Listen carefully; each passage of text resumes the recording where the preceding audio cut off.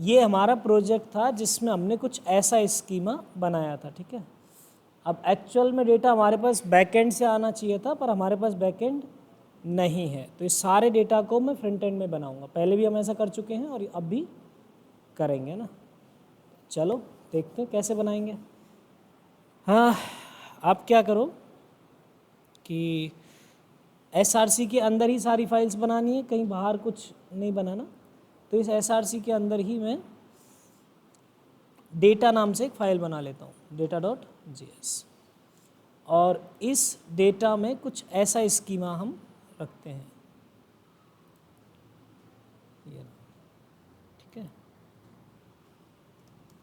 या आप चाहो तो गूगल कर सकते हो, इससे कोई वो नहीं है कि आप गूगल नहीं कर सकते ना।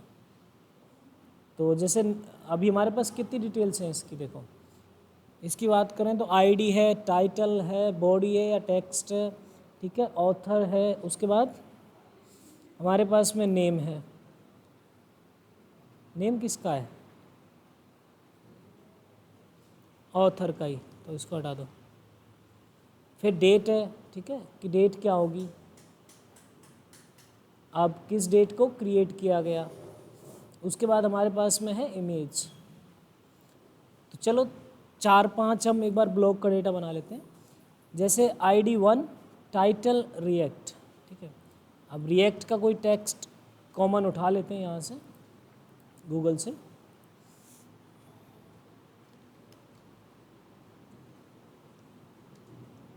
ये रहा।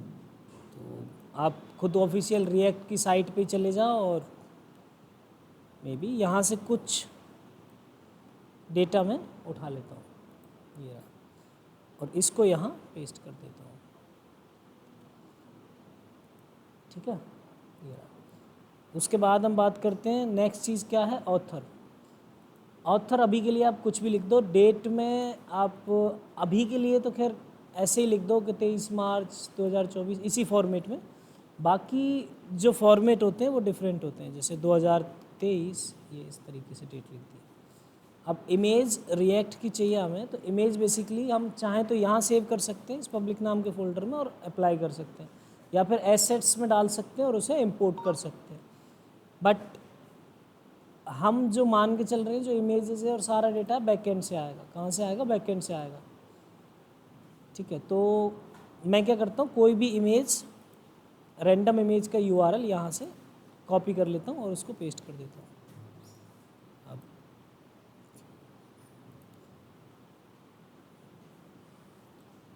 ये मेरे पास इमेज का URL रहा, तो open image in the new tab, और ये URL यहाँ से कॉपी कर लिया, कॉपी, और ये पेस्ट कर दिया मैंने।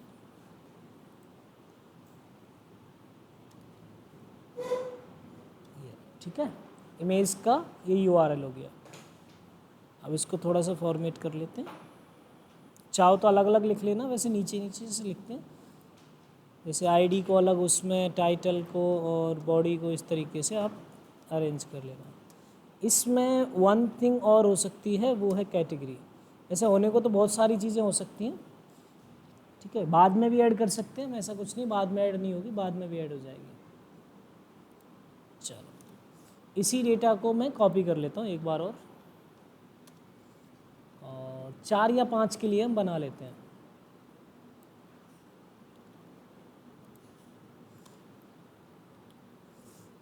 ठीक है, ID 2,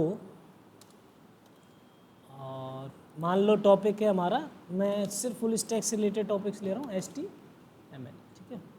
और बॉडी को एज इट इज़ रहने दो, यूज़र को भी एज इट इज़ रहने दो, एडमिन कर सकते हो, यूज़र कर सकते हो। डेट यहाँ चेंज कर देते हैं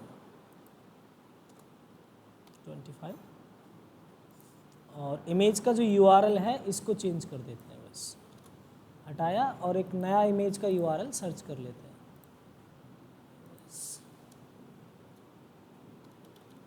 इस तरीके से आप इमेज का URL देख सकते हो, HTML।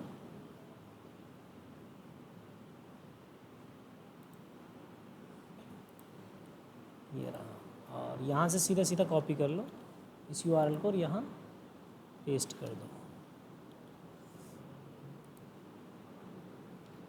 ठीक, इसी को वापस से डुप्लीकेट कर लेते हैं।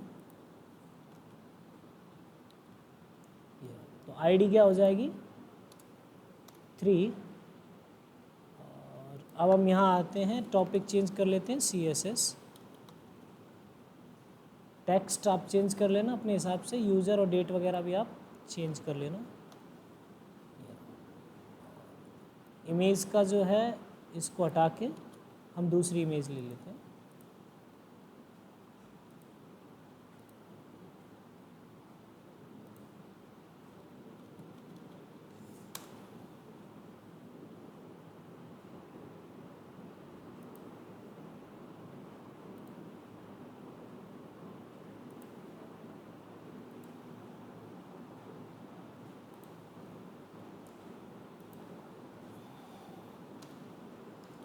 तो इस तरीके से हमने 3 बना लिए, और भी बना सकते हैं ना, तो कम से कम 5 तो बना ही लेते हैं।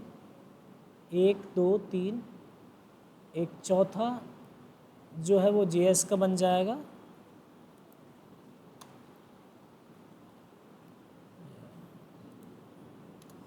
आप डेटा में अपने हिसाब से मैनेज कर सकते हो, जैसे स्कीम आप बना रहे हो ना ब्लॉग में क्या क्या सेव होगा, तो वो आप अपने हिसाब से देख सकते हो। जैसे मान लो किसी का फैशन से रिलेटेड है, ठीक है, तो फैशन में और चीज़ें भी हो सकती हैं, जैसे ट्रेंडिंग में है या नहीं है, ठीक है, या ओल्ड फैशन है, ऐसी चीज़ें भी ऐड हो सकती हैं। और क्या क्या ऐड हो सकता है, बहुत सारी चीज़ हो सकती हैं, पॉपुलर है या नहीं है, ये बहुत सारी चीज़ें जो ऐड हो सकती हैं।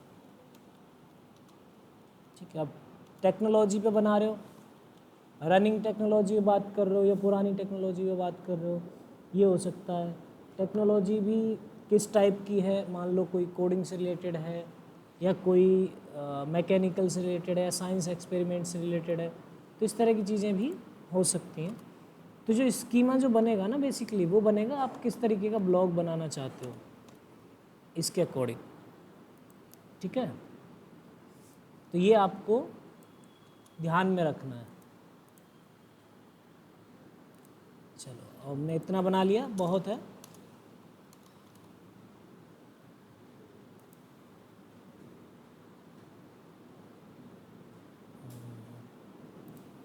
आपको ज़्यादा बनाने पड़ेंगे क्योंकि आपकी क्या है कि वेबसाइट में ज़्यादा दिखेंगे। ठीक है, मैं कम बना रहा हूँ क्योंकि मुझे कम दिखाने हैं।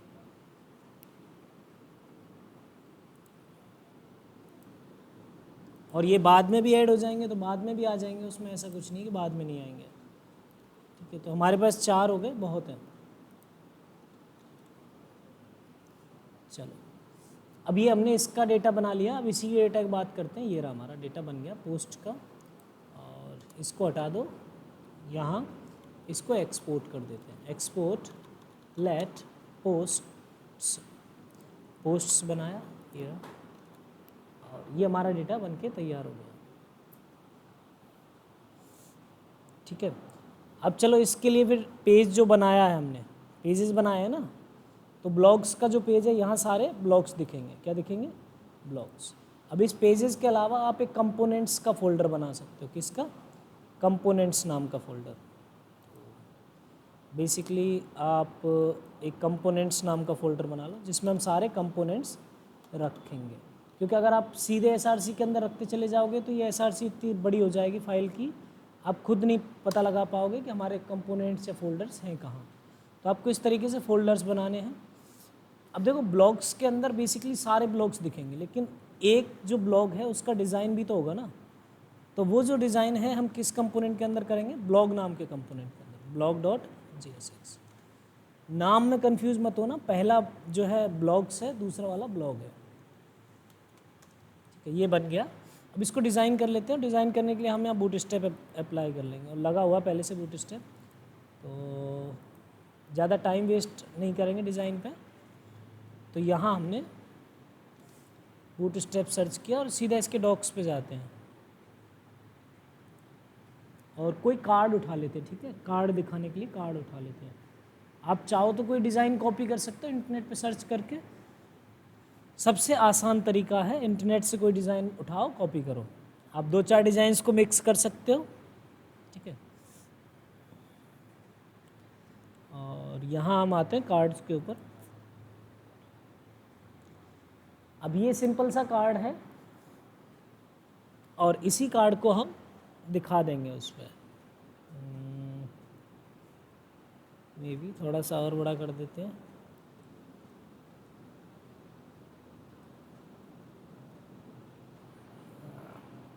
चलो ठीक है, मैं एक किसी कार्ड को एक को उठा लेता हूँ।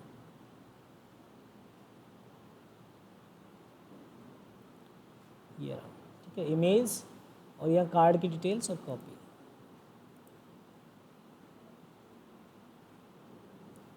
और इसको यहाँ से उठा के हम पेस्ट कर देते हैं।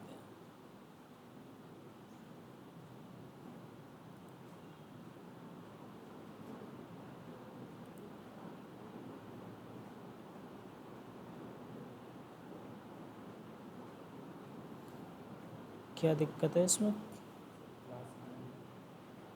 नहीं, क्लास की दिक्कत, क्लोजिंग की दिक्कत है। ठीक है, तो आपने जो टैग है वो क्लोज नहीं किया है। ध्यान है ना, JSX के 3 रूल्स हैं।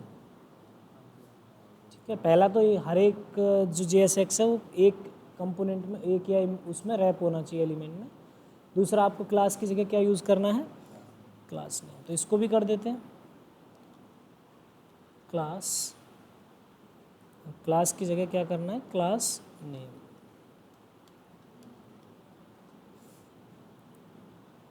हो गया?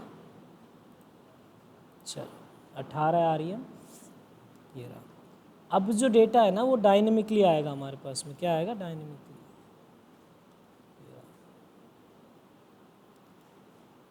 और इस कंपोनेंट का नाम जाओ तो आप चेंज कर सकते हो बेसिकली, क्योंकि हम एक कंपोनेंट और एक पेज और बनाएंगे, तो आप चाहे रहने दो, कोई दिक्कत नहीं है। तो हमारे पास कौन कौन सी चीज़ें इस कंपोनेंट में आएंगी, यहाँ से देख लो। पहला तो आएगा हमारे पास में, that is ID, title, body, author, date और इमेज। ये चीज़ें आएंगी, तो इनको यहीं कहीं रिस्ट्रक्चर कर लेते हैं। ठीक है, और लिख भी लेते हैं। पहला आएगा आईडी, दूसरा आएगा टाइटल, तीसरा आएगा बॉडी, और उसके बाद क्या आएगा? ऑथर, उसके बाद इमेज। क्लियर? ये चीज़ें हमारे पास में आएंगी। ID, title, body, author, date और आएगा, है ना? तो डेट भी लिख लो। अब इस कंपोनेंट को आप रीयूज़ कर सकते हो। ठीक है, ये मेरे पास एक कंपोनेंट हो गया। क्या? अच्छा, इमेज ही 2 बार लिख दिया क्या? तो यहाँ मैंने लिखा डेट। ठीक, अब चीज़ों को बदल लेते हैं। जो जो चीज़ें यहाँ हमें नहीं चाहिए, जैसे SRC के अंदर हमें एड्रेस देना है, तो यहाँ SRC के अंदर क्या आएगा? इमेज का एड्रेस। और इमेज का एड्रेस किस में सेव है? इमेज में सेव होगा, ऑब्वियस सी बात है। ये हो गया। उसके बाद हमें ये चीज़, जैसे बटन है, तो बटन के अंदर गो समवेयर नहीं चाहिए, हमें चाहिए रीड मोर। क्या चाहिए? Read more. और 3 डॉट लगा दो आप, हो गया ये। और ये टेक्स्ट हम यहाँ नहीं दिखाएंगे। रीज़न क्या है? केवल हम टाइटल शो करेंगे, क्योंकि हमारे में इतना डेटा नहीं है ब्लॉग में जो हम सारी चीज़ें शो कर पाएँ। तो बेसिक केवल टाइटल रखना है, तो यहाँ क्या शो कराएंगे? टाइटल। और एक चीज़ मैं वापस से कर लेता हूँ। ठीक है, कार्ड टेक्स्ट। ठीक है, इसमें बेसिकली टेक्स्ट आएगा। ठीक है, इसमें एक चीज़ आएगी, वो है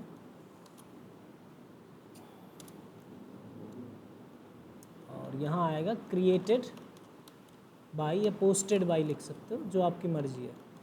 पोस्टेड बाय, और उसके बाद ऑथर। ठीक है, जो भी ऑथर होगा, और उसके जस्ट बाद, ऑथर के नाम के बाद आप डेट भी लिख सकते हो। जैसे डेट हम यहाँ मेंशन कर देते हैं, क्या डेट है। ठीक है, और यहाँ क्या आएगा? कार्ड टाइटल आएगा। तो आप सिंपली कर्ली ब्रैकेट्स लगा के टाइटल लिख सकते हो। ठीक है, और स्पेलिंग ऑथर की मिस्टेक है, क्या आएगा? वो आएगा। ठीक है, बॉडी की ज़रूरत नहीं है, क्योंकि बॉडी और आईडी हम अलग जगह इस्तेमाल करेंगे। ये रहा, ये हमारा एक कार्ड का बटन हो गया। नाउ अब आते हैं ब्लॉग्स नाम के इसके ऊपर। अब इस ब्लॉग्स के अंदर हमें क्या करना है, सिंपली मैप चलाएंगे और किसके ऊपर चलाएंगे, ब्लॉग जो पोस्ट्स है उसके ऊपर। ठीक है, तो पोस्ट्स ये रहा, डॉट मैप p.i, तो आप यहाँ लिख लो, बेसिकली पोस्ट लिख लो। ठीक है, पोस्ट कॉमा आई मतलब इंडेक्स, और ये रहा। ठीक है, अब यहाँ हमें क्या करना है, रिटर्न। तो आप रिटर्न करोगे ब्लॉग नाम का जो कंपोनेंट है उसको। क्लियर? और इस ब्लॉग नाम के उसमें सिंगल जो पोस्ट है हर बार जो चलेगी उसको पास कर दोगे। और इसको चाहिए की, क्या चाहिए, की। तो की जो है वो पोस्ट डॉट ID, और ये हर एक में यूनिक होनी चाहिए। अगर यूनिक नहीं है तो आप एक बार देख लो इधर, ID 1 2 3 4, ये रहा। क्लियर? तो इस तरीके से हमने इसको दिखा दिया। अब जो हमारा app.jsx है इसमें राउटिंग देख लेते हैं। तो ये ब्लॉग्स वाला जो पोस्ट है इस पर दिखना चाहिए हमें सब कुछ। क्लियर? इसी पे दिखना चाहिए ना। चलो देखते हैं दिख रहा है या नहीं दिख रहा है। ब्लॉग्स, एक बार इसको चालू कर लेते हैं, npm रन दे, ये रहा।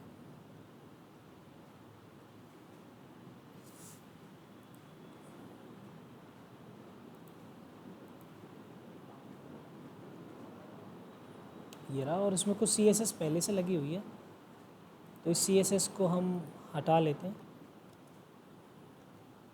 हालांकि CSS ठीक है, पर क्योंकि बीच में दिखा रहा है ना सब कुछ, ये गलत है। दूसरा कहाँ है, index.css, इसको भी हटा लो।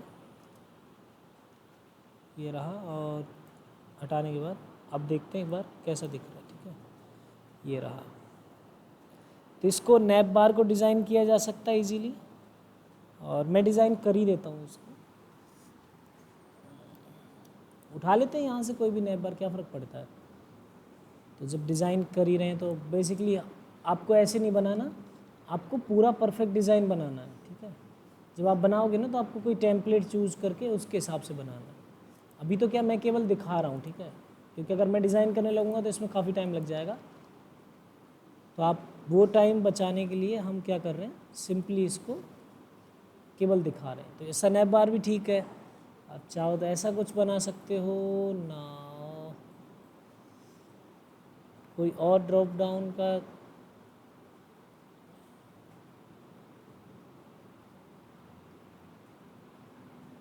तो सबसे पहला वाला जो था ना सर्च की फंक्शनैलिटी के साथ में, उसको कॉपी कर लेते हैं, ये वाला ना, ये रहा कॉपी, और अलग से एक कंपोनेंट बना लेते हैं। ठीक है,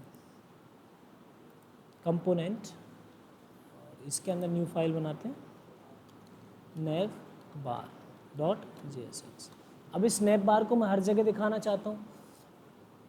अगर नहीं, हर जगह नहीं दिखाना चाहता होता तो मैं क्या करता, मैं यूज़ करता नैप बार अलग अलग, जैसे nap bar for blogs, nap bar for this page, तो ब्लॉग नैप बार अलग अलग कंपोनेंट्स बनाता। पर मेरा एक ही जगह दिखाना है मुझे, तो मुझे ज़रूरत नहीं है। ठीक है, चलो ये हमारा कंपोनेंट बन गया।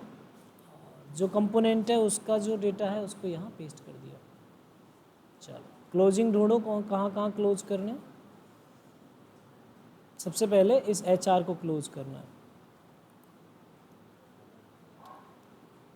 क्लोज, और इस इनपुट को क्लोज करना है, ये रहा। चलो अब चेंज करना है क्लास को क्लास नेम में, रिप्लेस हो गया। चलो ये काम हमारा हो गया। अब इसमें करना क्या है, देखो ये जो नैप बार के जो आइटम्स हैं ना, ये जो नैप लिंक्स हैं, इनको वहाँ शिफ्ट करना है। ठीक है, तो कर देते हैं, क्या प्रॉब्लम है। ब्राउज़र राउटर के अंदर रहने चाहिए, तो नैप बार को उठाते हैं। अब नैप बार में लोगो वोगो आप लगाना चाहो तो यहाँ लोगो वोगो लगा सकते हो। ठीक है, कोई प्रॉब्लम नहीं है। बाकी हम इसमें नीचे आते हैं और एक एक जो हमारे लिंक्स है उनको हटा हटा के हम क्या कर देते हैं, उनकी जगह दूसरी चीज़ें रख लेते हैं। ये रहा, जैसे मान लो सबसे पहले हमें दिखेगा होम का पेज, ठीक है। तो इस होम वाला एंकर टैग जो है इसको हटा देते हैं।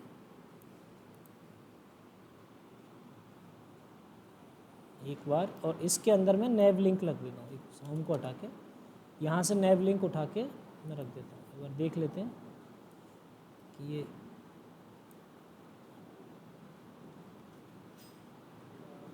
कंट्रोल और नैव बार इसके नीचे रखते हैं।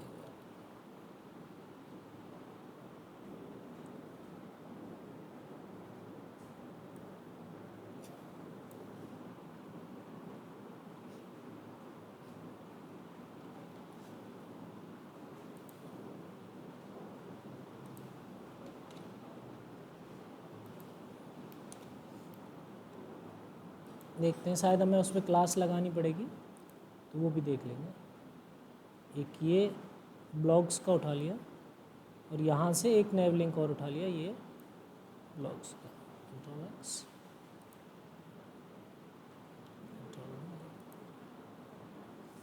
जब आप खुद से बनाओगे ना तो आपको ऐसा करने की ज़रूरत नहीं पड़ेगी, क्योंकि आप उस टाइम खुद से डिज़ाइन कर रहे होगे इन सब चीज़ों को।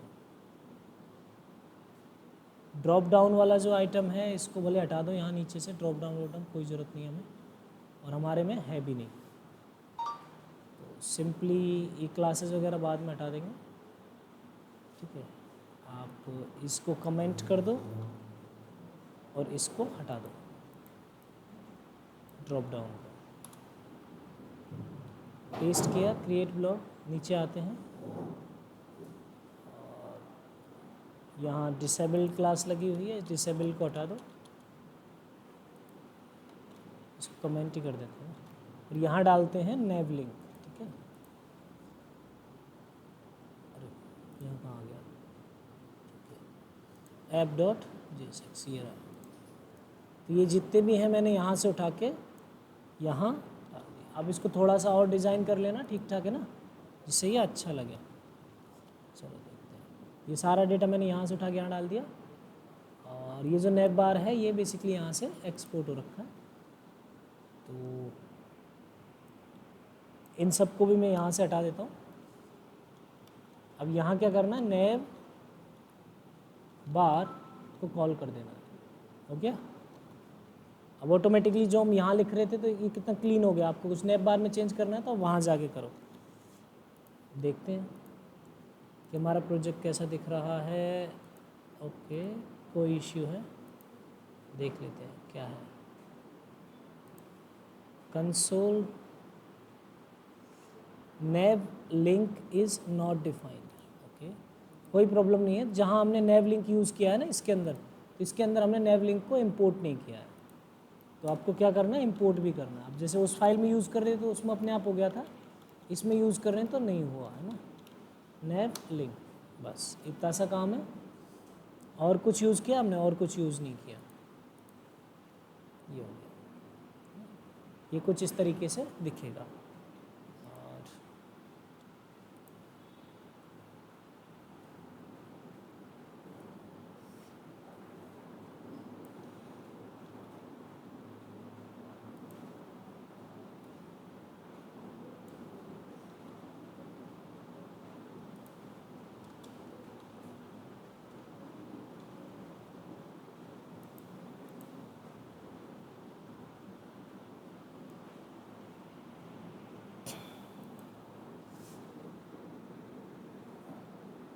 तो जितने भी नैव लिंक्स हैं इनके ऊपर क्लास ऐसे पास कर दो, आप काम करेगी, फ़िलहाल कर ही रही है।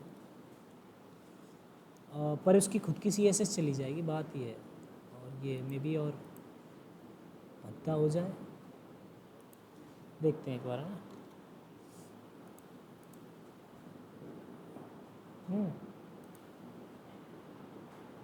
ये रहा, तो ब्लॉग्स, क्रिएट ब्लॉग्स और होम वाला रह गया, तो होम वाले में भी लगा देते हैं।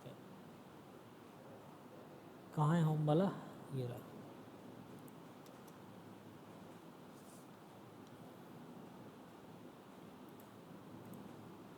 ये रहा, ठीक है, ये बन गया हमारा।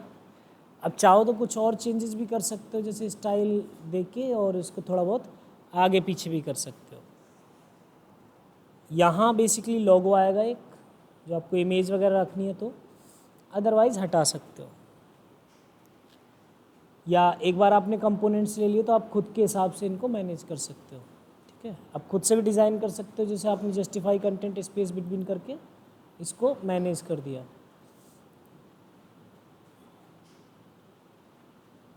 खुद से लिख भी सकते हो, और आप यहाँ लिख लो, जैसे लेट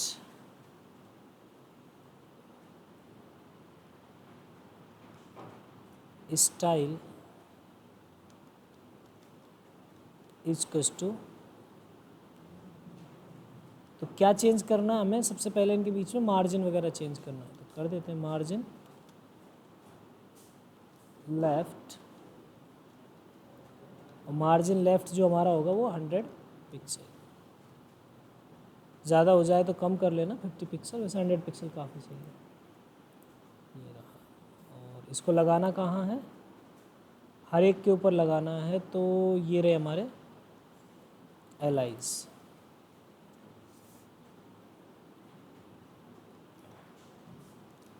स्टाइल स्टाइल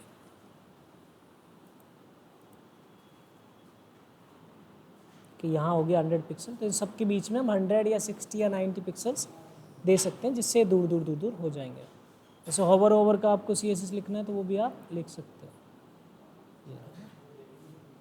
तो सब पे लगा देते हैं, जितने भी एलाइज हैं इसको उठाओ, और एक और एलाई,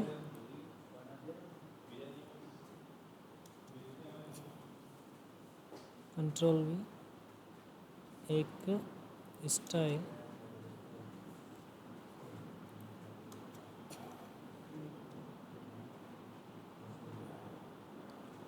इतनी है क्या एलाई, और बचा कोई, 1 2 3 और 4, ये रहा, ठीक है। तो ये दूर दूर हो गए, यही चाहिए था हमें।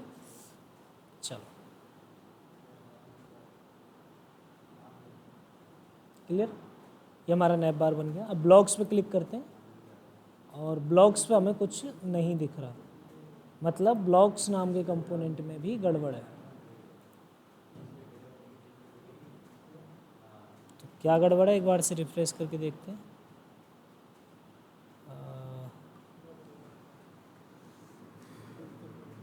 क्या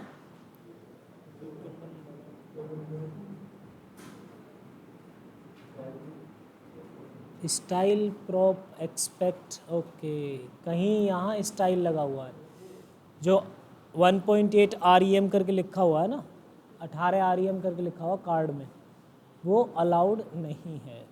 आपने, मैंने भी ध्यान नहीं दिया, यहाँ विड्थ 18 REM लिखी हुई है, ठीक है, ये अलाउड नहीं है।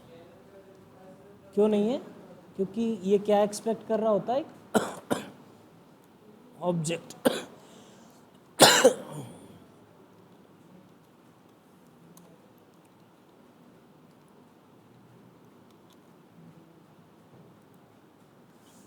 अब ठीक है ना। तो ये आपको कार्ड दिख गया, ये इस तरीके से अलग अलग कार्ड दिख गए, 1 2 3, ये हमारे पोस्ट्स हो गए। अब इनको मैनेज कैसे करना है, कि एक उसमें 1 2 3 4 इस तरीके से आए ना, तो इस तरीके से आने के लिए इनको क्या करना पड़ेगा, मुझे यहाँ ब्लॉक्स में आना पड़ेगा, और ब्लॉक्स में थोड़ा सा स्टाइल करना पड़ेगा इस डिव को। तो इस डिव को क्या करना है, स्टाइल, सबसे पहली चीज़ मुझे देनी है डिस्प्ले फ्लैक्स, या फिर बेटर ऑप्शन ये है कि मैं इसका यूज़ ना करूँ। क्यों लगाना है स्टाइल, जब मैं ऑलरेडी CSS यूज़ कर रहा हूँ बूटस्ट्रैप की, तो बूटस्ट्रैप यूज़ करते हैं। तो ये रॉ क्लास हो गई, ठीक है, रॉ, और कितने आने चाहिए, मान लो 3 ही आने चाहिए, तो रॉ कॉल 3, क्लियर, ये हो गया।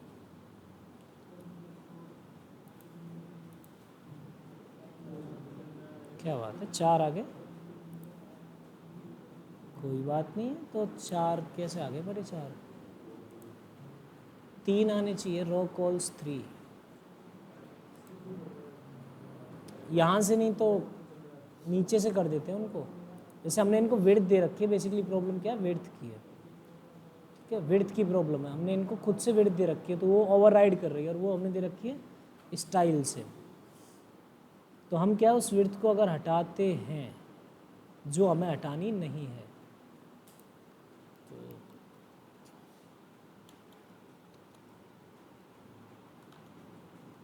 जस्टिफाई कंटेंट सेंटर,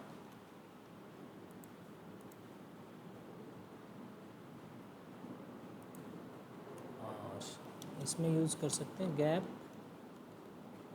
5, इस तरीके से, और ऊपर और नीचे से मार्जिन दे देता हूँ, मार्जिन टॉप 4, ठीक है। तो ये हमारे ब्लॉक्स दिख रहे हैं, किसी को क्लिक करना है वो यहाँ क्लिक करके देख सकता है, यहाँ क्लिक करके देख सकता है, ठीक है। ये रहा। थोड़ा और उनको स्टाइल करना पड़ेगा क्योंकि उनको नीचे लेके आना पड़ेगा, सारे एक जैसे कार्ड दिख रहे हैं। जैसे वो फ़र्क है इमेजेस का, जैसे इस इमेज के डायमेंशंस अलग हैं, इस इमेज के अलग है, इस इमेज के अलग है, तो वो उसके अकॉर्डिंग काम कर रहे हैं, ठीक है। अब क्या है कि एक्चुअल में जो इमेजेस है ना इनकी डायमेंशंस खुद से सेट कर सकते हो।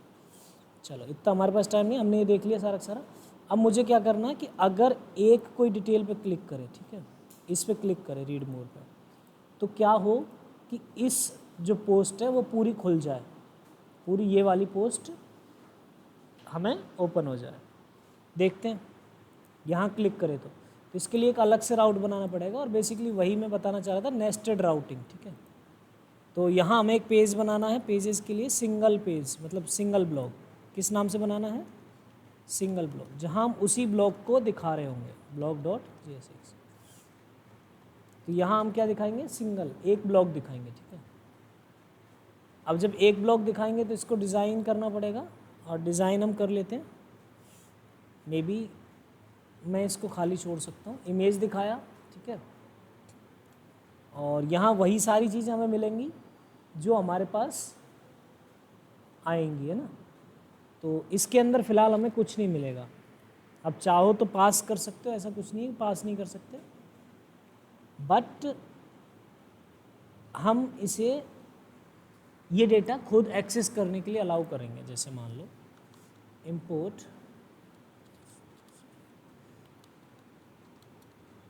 और पोस्ट्स फ्रॉम डेटा, ये डेटा इसके पास भी अवेलेबल है। अब ये इसमें से चूज करेगा कि इसे कौन सा दिखाना है, ठीक है। सबसे पहले हमें क्या करना पड़ेगा, हमें पता होना चाहिए कि ये किसके लिए ओपन हुआ है, ठीक है। तो मैं क्या करता हूँ, एक इमेज मैंने बनाया और मैं इसको डिज़ाइन नहीं कर रहा क्योंकि डिज़ाइन करूँगा बहुत टाइम लग जाएगा, S3, ठीक है। इसके अंदर मैं क्या लिखूँगा, टाइटल, क्या लिखूँगा, टाइटल, और टाइटल के नीचे S3 में अब बाकी आएगी बॉडी, ठीक है। तो सारी बॉडी को पैराग्राफ के अंदर लिख लेते हैं, ये हो गया बॉडी। उसके नीचे एक और पैराग्राफ देते हैं, उस पैराग्राफ के अंदर बेसिकली क्रिएटेड बाय और टाइम,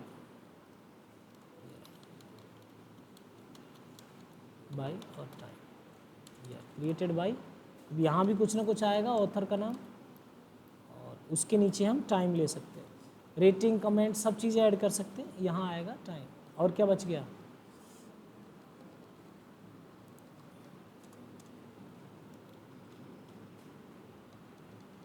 और क्या बच गया, ठीक है। नॉर्मली वैसे ही दिखा रहा हूँ, आप इसको स्टाइल करके दिखा दो। और अब इस बार जो है ना, इमेज को पूरा बड़ा दिखाना, जितना बड़ा दिखा सकते हो, जैसे जो एक्चुअल साइज़ है उसमें 100% विड्थ में, और उसके नीचे टेक्स्ट हैं उनको भी बड़ा बड़ा दिखाना है। चलो, तो ये डेटा है, यहाँ हमने कॉल कर रखा है इस ब्लॉक को, ये वाला कंपोनेंट, और इस वाले कंपोनेंट में है ये बटन, क्लियर। तो जब इस वाले बटन पे क्लिक हो तो वहाँ पहुँचे।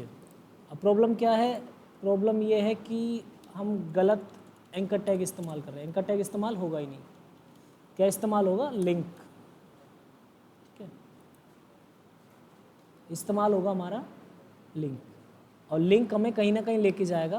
तो यहाँ राउट बना लेते हैं, देखो तो नेस्टेड राउटिंग में क्या होता है, दो तरीके से बेसिकली होती है। अगर आप जब नेस्टेड राउटिंग कर रहे होते हैं ना, किसी पेज के अंदर ही पेज दिखा रहे होते हो, तो उस टाइम पे हम क्या करते हैं, एक बार मैं दोनों दिखा देता हूँ। जैसे मैंने ये किया और इस राउट को ओपन क्लोज कर लिया। अब आप इसके अंदर जो भी लिखोगे ना, वो बेसिकली इस ब्लॉक्स वाले पेज में ही दिखेगा। कहाँ दिखेगा? ब्लॉक्स वाले पेज में। और राउट कुछ ऐसा होगा हमारा, ब्लॉक्स स्लैश और फिर जो भी आप लेना चाहो। अब हम बेसिकली जैसे ब्लॉग स्लैश कोई ब्लॉग का नाम हो कर सकते हैं ना, बट मैं क्या कर रहा हूँ, डायनेमिकली राउट एक्सेस कर रहा हूँ। डायनेमिक राउट्स कैसे एक्सेस करते हैं, ये रहा। तो आप पाथ में ना कॉलन और आईडी, मतलब कि हमें आईडी मिलेगी डायनेमिकली। हर बार हम जब क्लिक करेंगे ना, तो इसमें कुछ भी आ सकता है आईडी में, 1 आ सकता है, 2 आ सकता है, ए आ सकता है, बी आ सकता है, कुछ भी है ना। और यहाँ जो एलिमेंट दिखाएंगे हम, वो दिखाएंगे कौन सा, सिंगल, जो हमने बनाया सिंगल ब्लॉक वाला। क्लियर? अब अभी जो है सिर्फ मैं दिखाने के हिसाब से कर रहा हूँ, बाकी चीज़ें थोड़ी सी और सही होंगी, देखो अभी ना। तो ये डायनेमिक राउटिंग है। अब प्रॉब्लम क्या है, ये जो राउट है ना, ये इस पेज के अंदर ही दिखेगा, इस एलिमेंट के। अब जहाँ इसको दिखाना है, आप कहीं भी दिखा सकते हो, ठीक है। तो इस कंपोनेंट में आओ, ब्लॉक्स नाम के कंपोनेंट में, ये आ गया ना। अब कहाँ दिखाना है इस ब्लॉक्स नाम कंपोनेंट में, मैं ऊपर ही ऊपर दिखा देता हूँ, ठीक है। जैसे मैंने इसको कन्वर्ट किया इसमें, और फ्रैगमेंट्स, और इसको उठा के ऊपर यहाँ पटक दिया, ठीक है। और इस सारे जितने भी दिख रहे हैं ना, उनसे ऊपर दिखा देता हूँ। तो जहाँ भी आपको दिखाना है उसे, अब इसी पेज के अंदर दिखेगा, जो ये पेज खुल रहा है ना। तो जैसे मान लो मैंने blog/1 लिखा, तो वो दिखेगा इसी पेज के अंदर, ये भी दिखता रहेगा और वो भी दिखता रहेगा।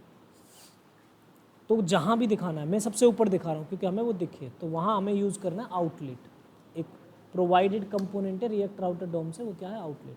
अब इस आउटलेट को कहीं भी शिफ्ट कर सकते हो, नीचे कर दूंगा यहाँ दिखेगा, इसके अंदर कर दूंगा यहाँ दिखेगा, ठीक है।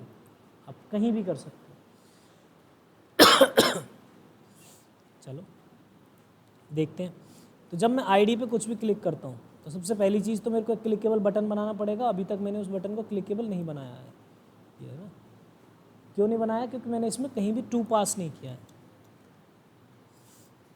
तो टू पास करके जहाँ जाना है वहाँ का एड्रेस बता सकते हैं। अब इसमें बेसिकली आएगी एक स्ट्रिंग, तो स्लैश, अब स्लैश लगाओ चाहे मत लगाओ, ब्लॉक्स, अब स्लैश लगा दो, तो डॉलर, हर बार जो भी आईडी होगी ना भाई कंपोनेंट के लिए, हर एक के लिए, जैसे मान लो ये फर्स्ट बार रेंडर होगा तो आईडी 1 के लिए होगा, सेकंड बार होगा तो आईडी 2 के लिए होगा, तो यहाँ ऑटोमेटिकली आईडी पास हो जाएगी। क्लियर? और इस कंपोनेंट में,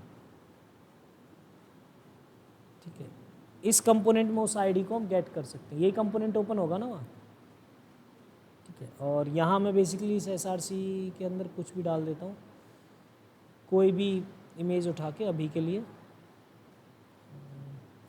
डेटा में से एक इमेज उठा के डाल देता हूँ, बस नॉर्मल एक इमेज कोई भी उठा के डाल दो, क्योंकि एरर देगा ये, उससे बचने के लिए ना। तो ये सेव किया, और अब आप देखो ये वाला पेज है, सबसे ऊपर दिखेगा जब भी मैं क्लिक करूँगा। प्रॉब्लम ये हुआ, जैसे इस पर क्लिक करता हूँ तो ये यहाँ ब्लॉग्स/ब्लॉग्स। अब प्रॉब्लम क्या है कि देखो URL देखो, 2 बार ब्लॉग आया है, क्या है, 2 बार ब्लॉग। तो ये जो है ना बेसिकली पाथ जो है ना, वो रिलेटिवली लेता है। जहाँ आपने लिंक यूज़ किया है ना, जहाँ भी आपने लिंक यूज़ किया है, तो लिंक हमारा किस राउट पे इस्तेमाल हुआ है, हमारा हुआ है /ब्लॉग्स पे, ठीक है। तो आपको उसके आगे का देना है, क्या देना है, उसके आगे का। तो आप कर क्या सकते हो वैसे, हालांकि इसका सॉल्यूशन काफ़ी सारे हैं, इसमें लिंक में 4-5 ऑप्शंस आते हैं, बट कॉम्प्लिकेट करने के बजाय हम इसके आगे से नॉर्मली इसको हटा दें, तो कहाँ लेके जाएगा ये, ब्लॉग्स तो अपने आप है ही, उसके आगे इस आईडी को ऐड कर देगा, बस कुछ नहीं करेगा, इस आईडी को ऐड कर देगा। तो आते हैं ब्लॉग्स पे, ये ब्लॉग्स का है, और यहाँ क्लिक करते हैं रीड मोर, तो ब्लॉग्स/2। अब वहाँ कुछ दिख नहीं रहा, क्यों नहीं दिख रहा? हालांकि हमने बात करी थी कि उसी पेज के अंदर दिखेगा, पहला वाला तो दिखना ही दिखना चाहिए था, पर ये नहीं दिखा। रीज़न क्या है? रीज़न कुछ एरर है इसमें, मतलब कंपोनेंट में हमने सारी चीज़ें एक तो लिखी नहीं है। बॉडी इज़ नॉट डिफाइंड, हमने बॉडी यूज़ किया वहाँ और बॉडी हमने डिफाइन नहीं किया, ये रहा, है ना, इस वजह से ये नहीं दिख रहा। सेव किया तो अब लोड हो गया होगा, है ना। तो अब देखो, तो ये जो था हमारा कंपोनेंट यहाँ दिख रहा है। आउटलेट कहाँ यूज़ किया हमने? इससे ऊपर ही यूज़ किया है ना, ठीक है। तो ये यहाँ दिख रहा है, क्लियर। तो अगर आप ऐसा चाहते हो कि राउट जो हैं वो अंदर ही दिखें, ठीक है, तो आप इसका इस्तेमाल इस तरीके से कर सकते हो। अगर आप चाहते हो कि ये इसके अंदर ना दिखे, मतलब अलग से पेज दिखे, तो क्या करोगे आप? दोनों तरीके देख लो। कि पहला वाला जो राउटिंग का तरीका था वो ये था कि ये वाला जो पेज है ना, ये वाला पेज, ये ब्लॉक्स वाले पेज के अंदर ही खुलेगा, ठीक है। तो इसको मैं कमेंट कर देता हूँ, कंट्रोल से कमेंट किया, और इसको दूसरे तरीके से लिख देता हूँ। कैसे?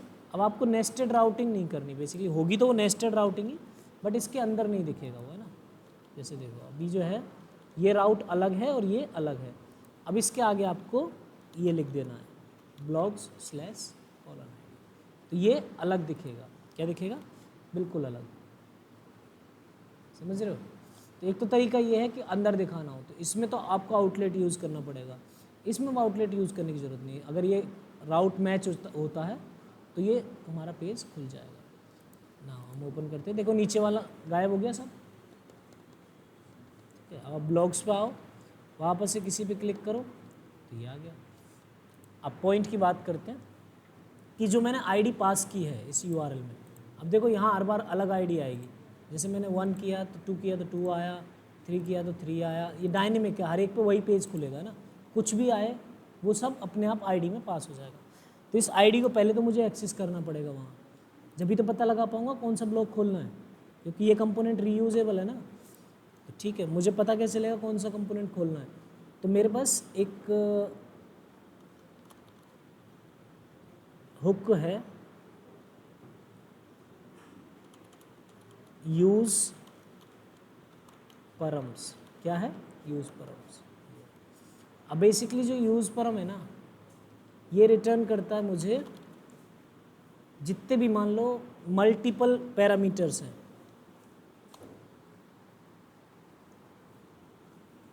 मल्टीपल जितने भी पैरामीटर्स हैं उनको देगा। जैसे मान लो अभी तो केवल मैंने डायनेमिकली आईडी ली है, आईडी के साथ साथ आप नेम भी ले सकते हो। कैसे? जैसे अभी तो मैंने केवल आईडी ली है, बट आईडी के साथ हो सकता है आप नेम भी ले रहे हो, है ना। तो इन सबको इकट्ठा करके कितने भी डायनेमिक हो, जैसे कॉलन लगा हो वो डायनेमिक पैरामीटर है, ठीक है। तो मैं क्या कर सकता हूँ, सबको एक ऑटोमेटिकली ऑब्जेक्ट में कन्वर्ट करके हमें दे देता है। तो ये क्या देता है मुझे ये ऑब्जेक्ट देता है, ठीक है। और उस ऑब्जेक्ट के अंदर से मैं डीस्ट्रक्चर कर सकता हूँ आईडी को। किसको? आईडी को। तो आप जैसे आईडी को मैं प्रिंट करा दूँ यहाँ इमेज के नाम के आगे, तो ये वही आईडी होगी जो यूआरएल में पास की गई होगी, ठीक है। और ये एक बार देख लेना इंपोर्ट हुआ नहीं हुआ। तो 4 दिख रहा है आपको। जैसे ब्लॉग्स पे आते हैं और यहाँ क्लिक करते हैं तो 2, इस पे आते हैं तो 3, ब्लॉग्स पे आते हैं 1 पे क्लिक करते हैं तो 1। क्लियर? तो इस तरीके से इस आईडी को, अब इस आईडी को इस्तेमाल करके इस डेटा को दिखाना भी है। तो कैसे करेंगे? बेसिकली हमने ये पोस्ट नाम का यहाँ इंपोर्ट कर लिया है। इस पोस्ट के अंदर से मुझे पर्टिकुलरली वो आइटम चाहिए एक, ठीक है, वो एक पोस्ट चाहिए। तो post equals to posts dot filter. Basically filter तो एरे रिटर्न करता है, मैं फाइंड यूज़ करूँगा। फाइंड क्या करता है?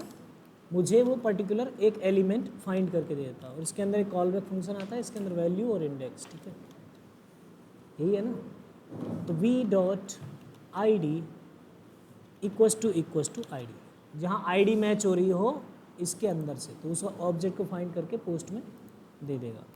चलो, जब ये पोस्ट में मिल जाएगी तो मैं क्या करूँगा, इसको यहीं के डीस्ट्रक्चर कर लेता हूँ। क्या कर लेता हूँ? डीस्ट्रक्चर। हमने यूज़ खूब किया है। मैं चाहूँ तो पोस्ट डॉट यहाँ इमेज पोस्ट डॉट टाइटल ये सारी चीज़ें लिख सकता हूँ, ठीक है। बट मैं नहीं चाहता कि ये सारी चीज़ें बार बार मैं लिखूँ, तो मैं इसको डिस्ट्रक्चर कर लेता हूँ। ये डेटा हमारे पास आएगा, इस डेटा को यहाँ डिस्ट्रक्चर कर लिया बराबर।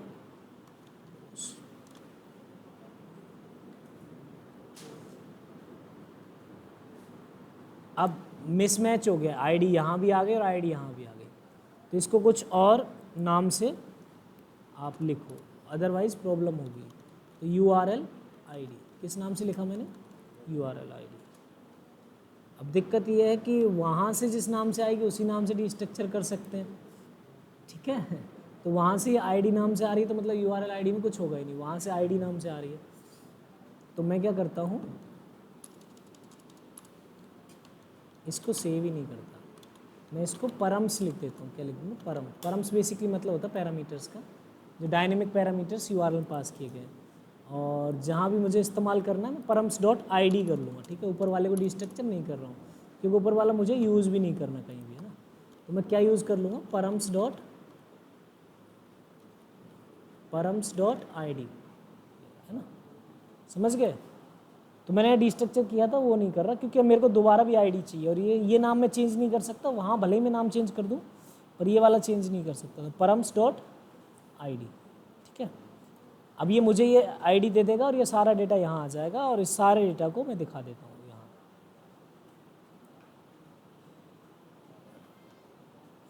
ये रहा।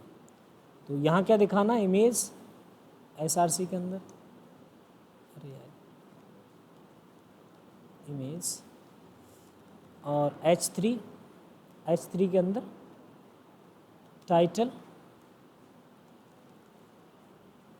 टाइटल के अंदर बॉडी, ये रहा, और क्रिएटेड बाय ऑथर। अब यहाँ लिख सकता हूँ क्रिएटेड एट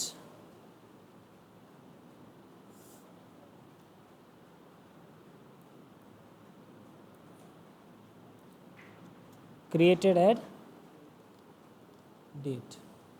दैट्स इट, हो गया। ये सारा का सारा काम हो गया, दिख गया डेटा। दूसरे ब्लॉग पे जाता हूँ, रिएक्ट पे क्लिक किया तो रिएक्ट वाला दिखा, और HTML पे क्लिक किया तो HTML वाला दिख गया। अब CSS पे क्लिक किया तो CSS वाला दिख गया। एक ही कंपोनेंट को रीयूज़ कर लिया, तो दैट इज़ डायनेमिक ID, ठीक है। अब इनके साइज़ वगैरह, स्टाइल वगैरह कर लेना, ये सब चीज़ें अब उस ID से ही आ रही हैं। समझ में आया? हालांकि डिज़ाइन बहुत भद्दा सा है, बट फिर भी एक बार अपने हिसाब से इसको डिज़ाइन कर लेना। चलो, ये हो गया हमारा डायनेमिक राउटिंग का। समझ में आया ना सबके? तो हमने एक पेज कंप्लीट कर लिया। बड़ा घटिया सा डिज़ाइन है, बट फिर भी आप कर लेना यहाँ, क्योंकि मे बी यहाँ हो सकता है कैटेगरीज का ऑप्शन हो, या यही चीज़ शॉर्ट में दिख रही हो, जैसे एक छोटा सा इमेज और एक टाइटल और बस उसके आगे इस तरीके से, या कैटेगरीज का ऑप्शन हो। तो डिज़ाइन आप चाहो जैसा कर सकते हो अपने हिसाब से। अब बात करते हैं क्रिएट ब्लॉक की। किसकी? क्रिएट ब्लॉक की।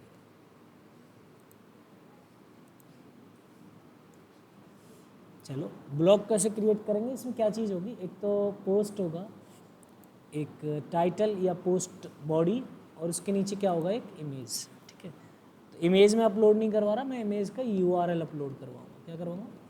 URL। तो क्रिएट ब्लॉग पोस्ट पर आते हैं, कैसे ब्लॉग्स क्रिएट होंगे। बाकी चीज़ें हम बाद में देखेंगे कि वो यूज़र ही क्रिएट कर पाए, वो चीज़ें हम देखेंगे जब एक्चुअल में हम डेटा बैकएंड में भेज रहे होंगे, है ना। यहाँ भी कर सकते हैं, बट कॉम्प्लिकेट हो जाएगा बहुत ज़्यादा, क्योंकि यहाँ ऐसे ऑप्शंस हैं नहीं, ज़बरदस्ती मुझे ऑप्शंस क्रिएट करने पड़ेंगे और जो काम कभी आने नहीं है, तो उस चीज़ का कोई मतलब नहीं है। लोकली अगर मान लो मैं डेटा स्टोर भी करूँ।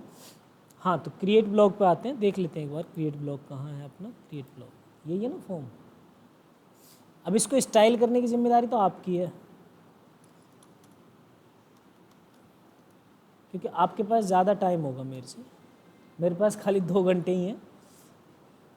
चलो एक और यहाँ चला देते हैं, वो है इमेज का। किसका? इमेज का। Input type file, that is file. ठीक है, हो गया। फाइल नहीं रखना था पर यार, फाइल तो चाहिए नहीं, मैं इमेज का अभी तो यूआरएल ले रहा हूँ ना। तो इनपुट खाली टेक्स्ट, और इसको नाम देते हैं नेम इमेज।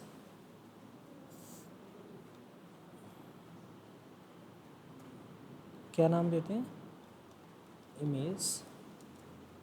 और वैल्यू जो रहेगी वो यहाँ एक और चीज़ हमें बनानी है, वो है इमेज ब्लैंक। और टाइटल तो है, वहाँ क्या नहीं है, वहाँ टेक्स्ट नहीं है। टेक्स्ट की जगह क्या है? बॉडी यूज़ किया मैंने ना, ये रहा। तो सब जगह से चेंज कर दो, जैसे पोस्ट डॉट टेक्स्ट और इसकी जगह बॉडी, ये रहा। वैल्यू पोस्ट डॉट इमेज, और सेम चीज़ यहाँ ऑन चेंज में, इसको कॉपी करके पेस्ट कर दो।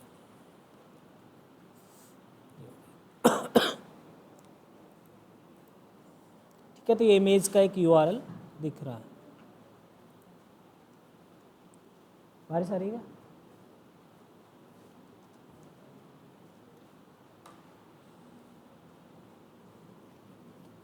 चलो एक तो ये हो गया।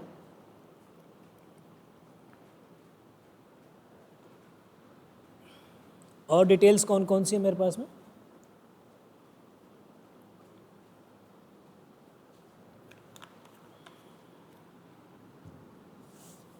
और डिटेल्स कौन कौन सी हैं?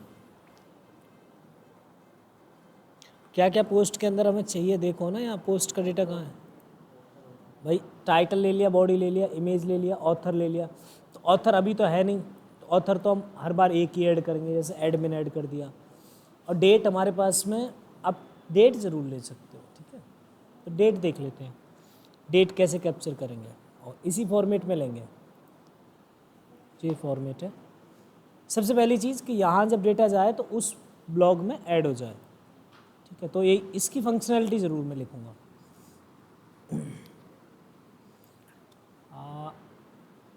आते हैं इस जगह पर, ये स्टेबल नहीं होगी चीज़, है ना। फिर भी छोटा सा लॉजिक लिख लेते हैं। तो ऑन सबमिट पे हैंडल सबमिट ये फंक्शन चल रहा है, इसको फॉर्म को सबमिट होने से रोक रहा है, ठीक है। और रोकने के बाद ये जितनी भी चीज़ें हैं इनको मैं ब्लैंक कर देता हूँ। क्या कर देता हूँ? ब्लैंक। लास्ट में अपना काम करने के बाद इन सारी चीज़ों को मैं क्या कर दूंगा? ब्लैंक कर दूंगा। जितने फॉर्म के अंदर डेटा भरा हुआ है ना, वो सारी चीज़ें मैं ब्लैंक कर दूंगा। तो सेट पोस्ट और सिंपली मैंने यहाँ, ठीक है। जैसे मेरा काम हो जाएगा मैं ये डेटा सारा मिटा दूंगा उसके अंदर से। अब पॉइंट पर आते हैं। पोस्ट्स जो है उसके अंदर मुझे डेटा पुश करना है। और पोस्ट्स, तो पोस्ट्स अपने आप इंपोर्ट हो गया होगा वहाँ, है ना। और इसके अंदर मुझे डेटा ऐड करना है, तो जावास्क्रिप्ट का ऑब्जेक्ट एरे ही तो है, एरे के अंदर डेटा पुश कर देंगे। तो एरे के अंदर डेटा जब पुश करोगे तो नॉर्मली आप कैसे करोगे? आपको एक ऑब्जेक्ट पुश करना है, तो ये ऑब्जेक्ट मैंने बना लिया। अब इस ऑब्जेक्ट के अंदर पहली चीज़ कि जो पोस्ट का डेटा है ना, वो यहाँ सेव होना चाहिए, ठीक है। अब ये तीनों चीज़ें यहाँ ऑटोमेटिकली स्प्रेड हो जाएंगी, टाइटल, बॉडी और इमेज। इसके अलावा क्या चाहिए हमें? ऑथर, वो मैं खुद से लिख देता हूँ। ऑथर की वैल्यू एडमिन या यूज़र, जो भी करना चाहो, ठीक है। अब क्या बचा? डेट। इस डेट को थोड़ा सा स्टाइल करते हैं। कैसे?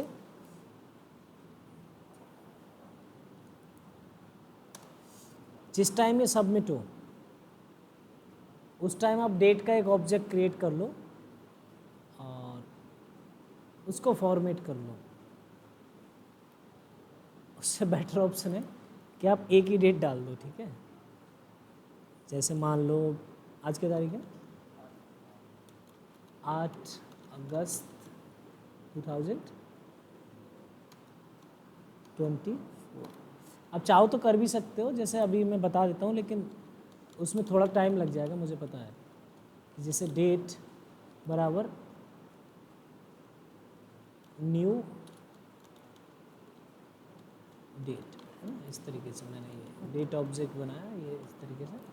अब बेसिकली आपको क्या करना है, जैसे आपको पहले पता करना है डे, ठीक है, तो आपको करना पड़ेगा ये चीज़। जैसे बहुत लेट डे बराबर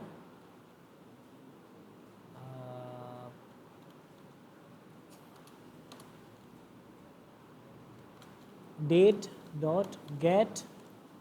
अब गेट डेट निकालूंगा, उसके बाद ये डेट रहा, ठीक है। जो डेट होगी वो आ जाएगी, जैसे मान लो 8 है 10 है, अभी का जो टाइम होगा वो आ जाएगा। उसके बाद में मंथ आ जाएगा, ठीक है, लोकल टाइम के अकॉर्डिंग मंथ क्या है। वैसे हालांकि मंथ का नंबर आएगा, उसको भी आपको कन्वर्ट करना पड़ेगा। और फिर उसके बाद में ईयर निकालना है तो गेट फुल ईयर भी आ जाएगा। तो थोड़ा सा कॉम्प्लिकेटेड है, 4-5 लाइनें आपको लिखनी पड़ेंगी। जब एक्चुअल प्रोजेक्ट होगा तो लिख लेंगे, फिलहाल ज़रूरत नहीं है। तो ये हमारा हर बार ये पोस्ट का डेटा इसमें ऐड हो जाएगा। अब देखो काम कर रहा है कि नहीं कर रहा। इंपॉर्टेंट चीज़ तो ये है ना, काम करना चाहिए, बिना तो ऐसे तो फ़ायदा ही क्या है इसका, जब कि है कि नहीं है। ठीक है, क्रिएट ब्लॉग पे आते हैं। यहाँ मैंने टाइटल दिया, अब नोड मैंने टाइटल दिया, ठीक है। और नोड के लिए कोई टेक्स्ट सिंपली कुछ भी उठा लो, सर्च ही कर लेते हैं गूगल पे नोड।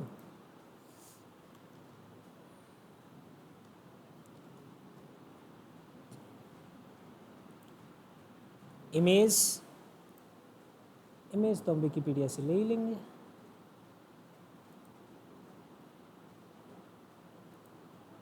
चलो, सबसे पहले हमने इमेज का काम तो उठा लिया।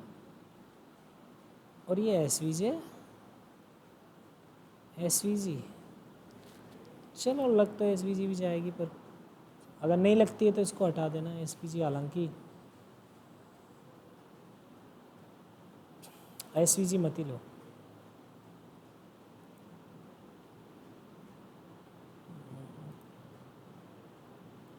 ठीक है,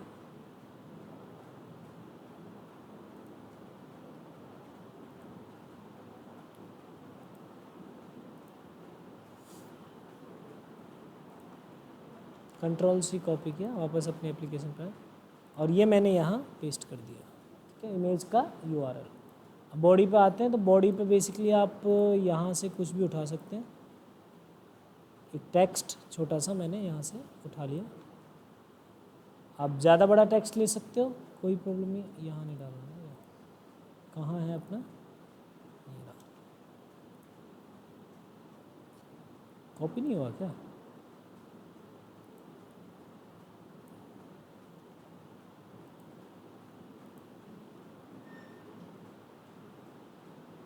पेस्ट नहीं हो रहा, क्या चक्कर है?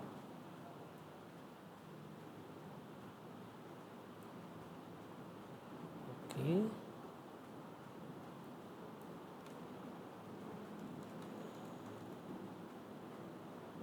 मतलब कुल मिला के पेस्ट और कॉपी सब हो रहा है।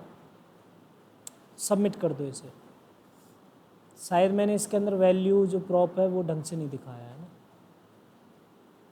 तो सबमिट करते ही खाली हो गया। वापस ब्लॉग्स में चेक करते हैं कि नोड नाम का ब्लॉग ऐड हुआ कि नहीं। हो गया? पर ये जब तक रहेगा जब तक ये साइट खुली हुई है। याद रखना, ये परमानेंटली उसमें सेव नहीं हो। सोच रहे हो क्योंकि उसमें जाके प्रिंट हो गया हो। ये जब तक रहेगा जब तक ये साइट चल रही है, मतलब हम जब तक जावास्क्रिप्ट ये ऑन है। अब जैसे मैंने इसको रिफ्रेश किया ना, सब गायब हो जाएगा।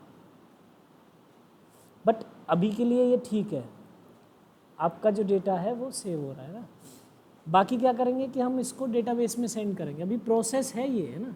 अब समझ रहे हो धीरे धीरे फ्रंट एंड में कैसे काम करते हैं। उसके बाद इस डेटा को कहाँ सेव करेंगे? बैक एंड में ना। तो वहाँ परमानेंट सेव होगा। वहाँ आपने एक बार सेव दबाया तो वापस से वो सेव ही हो जाएगा। यहाँ तो क्या हम जावास्क्रिप्ट के ऑब्जेक्ट में ऐड कर रहे हैं, तो ऑब्जेक्ट कब तक रहेगा, जब तक जावास्क्रिप्ट चल रही है। और इसमें प्रॉब्लम क्या है, post dot body, that is a problem. शायद इसी वजह से नहीं दिख रहा। ऑन चेंज टेक्स्ट एरिया, क्या क्या है टेक्स्ट एरिया में, मे भी हो सकता है कोई प्रॉब्लम हो। हाँ प्रॉब्लम शायद क्या है,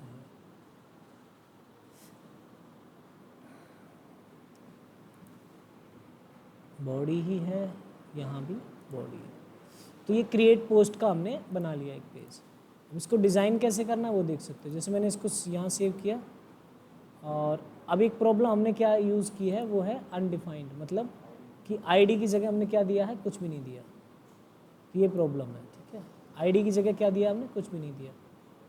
चलो वापस से देखते हैं। आईडी जब हमने ऐड किया ना, इसको पुश किया है, जब क्रिएट ब्लॉक किया तो हमें आईडी भी देनी है, ठीक है। और आईडी का हम पहले से मेथड देख चुके हैं हालांकि, और मैं दोबारा बता देता हूँ लॉजिक। कल हमने किया था, ध्यान है कि या नहीं है, ध्यान नहीं है कि ध्यान। हमने जब टू डू लिस्ट बनाई थी तो वहाँ न्यू आईडी का बनाया था ना option.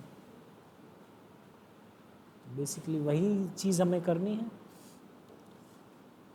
Posts dot at -1, last element जो है वो आ गया डॉट आईडी, इसका +1, ठीक है।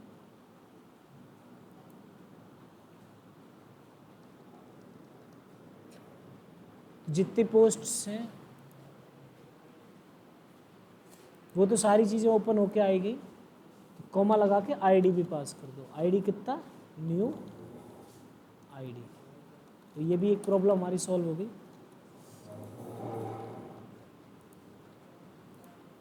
चलो वापस से ऐड करते हैं, क्रिएट ब्लॉग पे जाते हैं।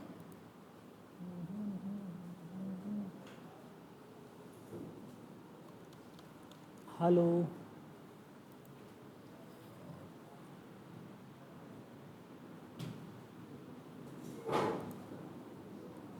इमेज चाहिए ना, मैं इमेज का यूआरएल तो ये रहा, Ctrl+C।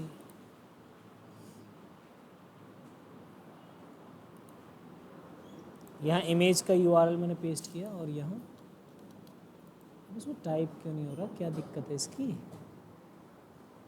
चलो इसको एक बार के लिए भूल जाते हैं, हालांकि इसमें क्या दिक्कत है मेरे को देखना पड़ेगा, बट फिलहाल हम देख लेते हैं हमारा आईडी के साथ काम कर रहा है या नहीं हो रहा। ब्लॉग्स में जाओ तो आपका ऐड हो गया। अगर इस पर क्लिक करूँ तो देखो आईडी भी 5 ऐड हुई है, ठीक है। तो हमारा बहुत इजीली काम कर रहा है। तो वापस से ये क्लिक किया, आप यहाँ देखोगे तो यहाँ भी ये काम कर रहा है ब्लॉग्स।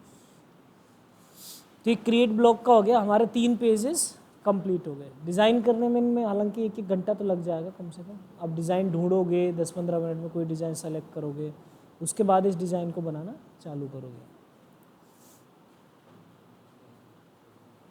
क्या,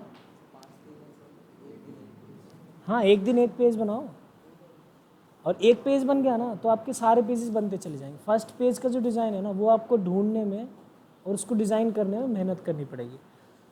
और जनरली आप चाहो तो वायर फ्रेम टेक्निक का यूज़ कर सकते हो, पेन और पेपर लेके कि मुझे स्क्रीन के ऊपर यहाँ से यहाँ तक ये दिखाना है। ये इधर की साइड में मेरा साइड बार होगा जिसमें मे भी ऑप्शंस हो सकते हैं, इधर की तरफ में भी कैटेगरीज वगैरह या फिर कुछ और हो सकता है, बीच में आप अपना खुद का वो दिखा रहे हो। तो एक कंपोनेंट उठाना है आपको केवल ब्लॉक का, बाकी आपको वायर फ्रेम यूज़ करके कर सकते हो। हालांकि डिज़ाइनिंग हमारा कोई पार्ट नहीं, ग्राफिक डिज़ाइनिंग का हमें कुछ मतलब भी नहीं है, बट किया जा सकता है। यूआई बनाते टाइम बहुत टाइम इस्तेमाल करते हैं। चलो क्रिएट ब्लॉग। अब हमारे पेजेस कौन कौन से थे वो तो देख ले। देखो होम पेज हमने बनाया ही नहीं अभी, है ना, होम पेज बनाया ही नहीं है।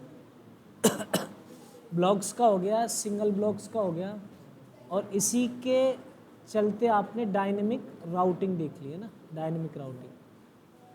और एक पेज है कॉन्टेक्टस का, इसमें मैं कुछ कहना नहीं चाहूँगा, आप जैसा बनाना चाहो वैसा बनाओ। अबाउट आपकी खुद की चॉइस है, ठीक है। अब बेसिकली ये जो ऑप्शन है ना, साइन अप और लॉगिन, तो आप चाहो तो यूजर्स का डेटा बना सकते हो आप खुद से, और केवल ये पेजेस दिखाने के हिसाब से बना लो, क्योंकि यहाँ ये फंक्शनैलिटी ऐड करना यूजलेस है, कोई मतलब नहीं है उसका। हाँ ये ज़रूर देख लेते हैं हम, ये वाली चीज़, ठीक है। हाँ कि आपके पास जो, मैंने जो मान लो किसी ने कितनी पोस्ट्स डिलीट किए हैं या बनाए हैं, तो वो ज़रूर ऐड कर लेते हैं।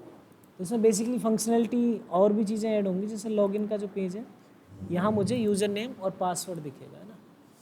एक चीज़ और देख लेंगे, चलो होम का है ना जो डैशबोर्ड, वो भी मैं बना देता हूँ यार, डैशबोर्ड का एक ऑप्शन बना देता हूँ।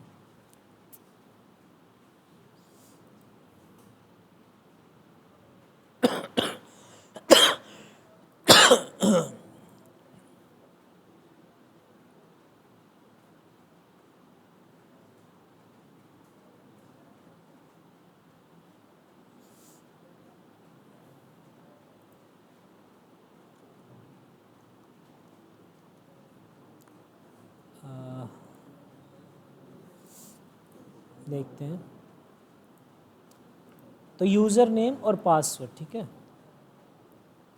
तो यूज़र नेम और पासवर्ड बना लेते हैं पहली चीज़। एक डेटा और बना लेते हैं यूज़र नेम और पासवर्ड का, एक छोटी सी चीज़ और बना लेते हैं। तो ये लॉगिन वाला जब पेज पे क्लिक करेगा ना कोई, तो हम क्या है उसे उसके डैशबोर्ड पे भेज देंगे। किस पे? डैशबोर्ड पे।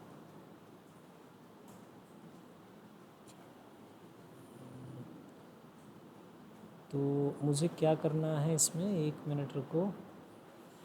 जैसे यूज़र ने लॉगिन किया, तो सबसे पहले मुझे एक डेटा बनाना है, तो मैं डेटा क्रिएट कर लेता हूँ। क्या कर लेता हूँ? डेटा क्रिएट कर लेता हूँ। यहाँ src के अंदर न्यू फाइल और user.js, ये यूज़र नाम से एक फ़ाइल बनाई, तो यहाँ सीधे सीधे इसको एक्सपोर्ट कर देता हूँ, एक्सपोर्ट लेट यूज़र, ठीक है। वैसे हालांकि इसमें यूज़र्स का डेटा होगा, बट मैं केवल एक ही यूज़र मान के चल रहा हूँ, ठीक है, जिसमें दो ही डिटेल, यूज़र नेम और यूज़र नेम है उसका, ये मैं फिक्स कर देता हूँ, ठीक है, जैसे XYZ, ठीक है। उसके अलावा उसका पासवर्ड ये भी मैं फिक्स कर रहा हूँ। बाद में जब ऑथेंटिकेशन देखेंगे तो आपको एक आइडिया हो जाएगा कि इस तरीके से चीज़ें काम करती हैं। पासवर्ड है 1 2 3, क्लियर। पासवर्ड है 1 2 3, एक यूज़र है। अब लॉगिन वाले पेज पे आते हैं, पेजेस लॉगिन। जब कोई लॉगिन करे, ठीक है, तो यहाँ यूज़र नेम और पासवर्ड सेव हो रहे हैं, और फॉर्म का हमारा ये रहा, ठीक है। तो हैंडल सबमिट पे जाते हैं। लेट एक फंक्शन बनाते हैं, लेट हैंडल सबमिट करके, या फॉर्म जो भी है, और ई पास किया इवेंट, और उसके बाद में इस तरीके से फंक्शन बनाया। इस फंक्शन का काम क्या है बेसिकली? इस फंक्शन का काम है जैसे ही डेटा वहाँ सेंड हो, ठीक है,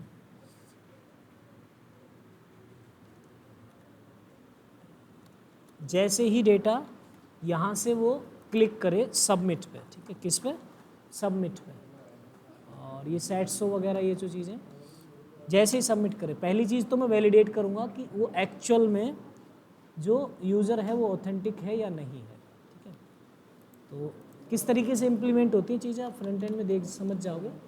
जैसे मेरे पास यूजर्स का डेटा है पूरा, है ना, और एक ही ऑब्जेक्ट है, हालांकि हमारे पास मल्टीपल ऑब्जेक्ट्स होंगे, मतलब एक एरे होगा, जितने सारे यूजर्स होंगे, तो उसमें पहले वैलिडेट करते हैं कि वो यूज़र सही है या नहीं है, ठीक है। तो सबसे पहले हमारे पास ये सारा डेटा है, ये रहा, यूज़र नेम है, पासवर्ड है, सारी चीज़ें।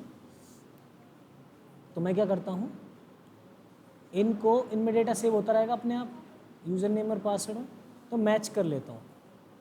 तो यहाँ से मैं इंपोर्ट करता हूँ पहले यूज़र के डेटा को, इंपोर्ट यूज़र, ये रहा, ठीक है। यूज़र का डेटा आ गया। यूज़र एक ऑब्जेक्ट है, आप चाहो तो देख सकते हो, हमने ये user.js के अंदर ये ऑब्जेक्ट है ना। इसमें से इस डेटा को मैच करके मुझे मैच करना है। तो यहाँ एक कंडीशन लगाएंगे, if user dot user name equals to, अरे यार ये तो सेम ही चीज़ हो गई फिर, मतलब क्या रह गया, क्योंकि इसका नाम भी यूज़र है और वहाँ जो सेव किया है वो भी नाम भी यूज़र है। तो इसका चेंज करके मैं कर लेता हूँ ऑथ, क्योंकि ये तो मतलब गड़बड़ हो जाएगी ना, एक ही नाम कैसे यूज़ करोगे एक ही फाइल में।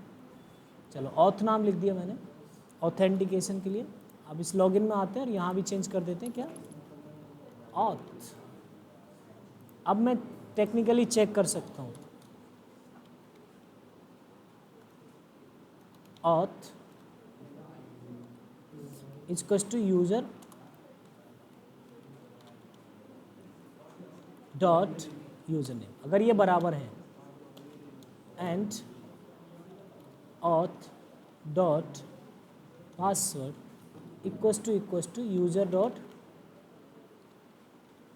पासवर्ड। अगर यूज़र ने जो पासवर्ड लिखा है और वहाँ जो फाइल में पासवर्ड सेम है, अगर वो दोनों सेम हैं तो मैं क्या करूँगा, तो इसमें एक चीज़ होती है, अब एक्चुअल में यूज़र ऑथेंटिक है, अगर ये दोनों चीज़ें सही हैं तो मैं क्या करूँगा, इसके डैशबोर्ड नाम के एक पेज पे इसको मूव कर दूँगा। क्या कर दूँगा, डैशबोर्ड नाम के पेज पे मूव कर दूँगा। तो ये रहा मेरा, मान लो अब इसके लिए बेसिकली हमारे पास दो चीज़ें हैं, एक तो नेविगेट है, क्या है नेविगेट, तो हम यूज़ करते हैं नेविगेट का। तो एज ए फंक्शन भी यूज़ किया जा सकता है, एज ए कंपोनेंट भी यूज़ किया जा सकता है। वो आप यहाँ यूज़ कर रहे हैं ना, तो हम नेविगेट यूज़ करेंगे एज ए फंक्शन।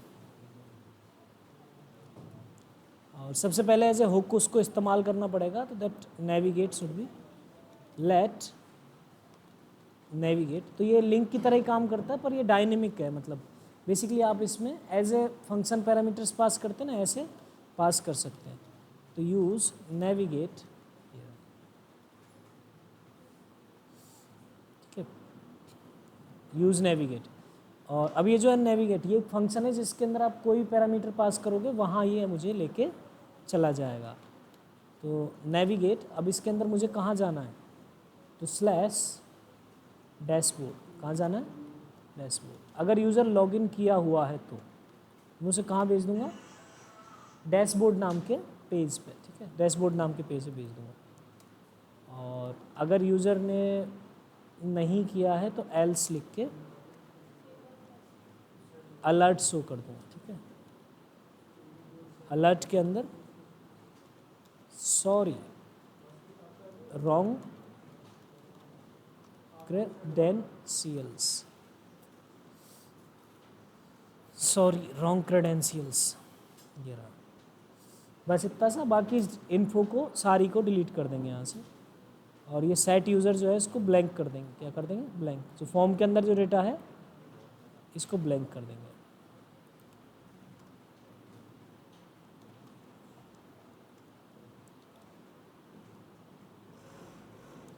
सेव किया।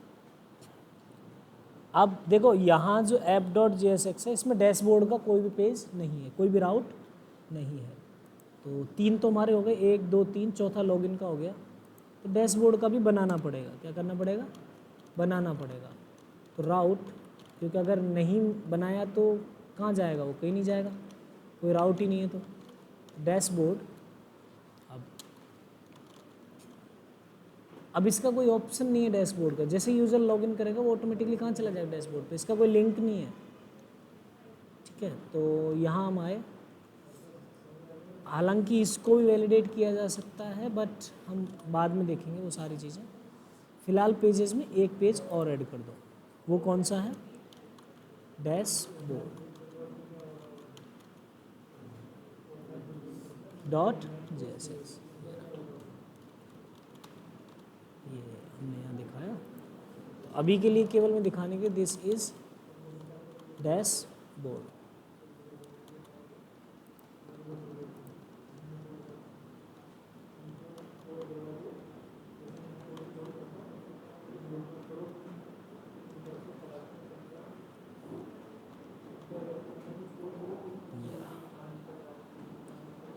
ठीक, अब जैसे यूज़र लॉगिन करेगा आईडी पासवर्ड से, देखो पहले तो मैं गलत डालता हूँ, ये डाला, यहाँ कुछ भी डाला और सबमिट किया, सॉरी रॉन्ग क्रेडेंशियल्स, ठीक है। अब मैं एक्चुअल, ये सबमिट होने से क्यों नहीं रुका? ई डॉट प्रिवेंट डिफॉल्ट लिखा हुआ है ना उसके अंदर, लॉगिन के अंदर।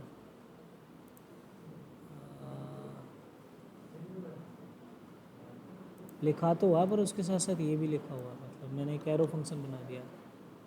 एरो फंक्शन ना बना के इसको इस तरीके से लिखना था, है ना।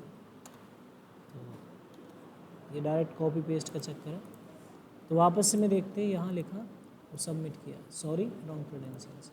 अब एक्चुअल में जो एक्चुअल क्रेडेंशियल्स हैं वो डालते हैं, XYZ और 1 2 3, सबमिट किया और ये मुझे कहाँ लेके आ गया?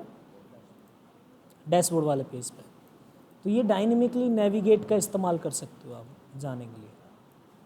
किसी बटन के क्लिक पे कहीं भेजना चाहते हो आप, ठीक है, आप यूज़ नहीं करना चाहते लिंक, तो मत करो। आप क्या कर सकते हो, बटन क्लिक पे इस नेविगेट को कॉल कर सकते हो। और इस नेविगेट को बेसिकली पहले आपको यहाँ इन्वोक करना पड़ेगा या यूज़ नेविगेट का इस्तेमाल करना पड़ेगा,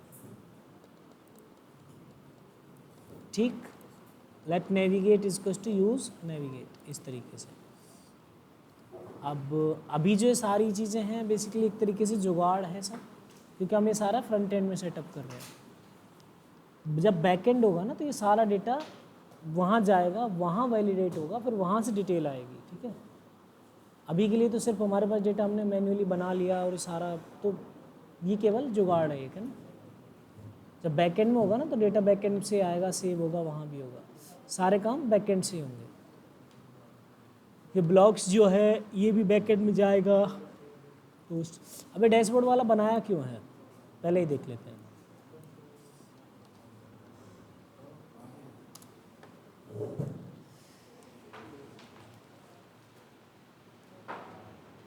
डैशबोर्ड वाला बनाया क्यों है पेज? ये डैशबोर्ड वाला मैंने बेसिकली बनाया है इस पूरे डेटा को दिखाने के लिए, इसको पूरे डेटा को दिखाने के लिए। डिज़ाइन आप खुद से कर लेना। Maybe I can use class name table और टेबल डार्क,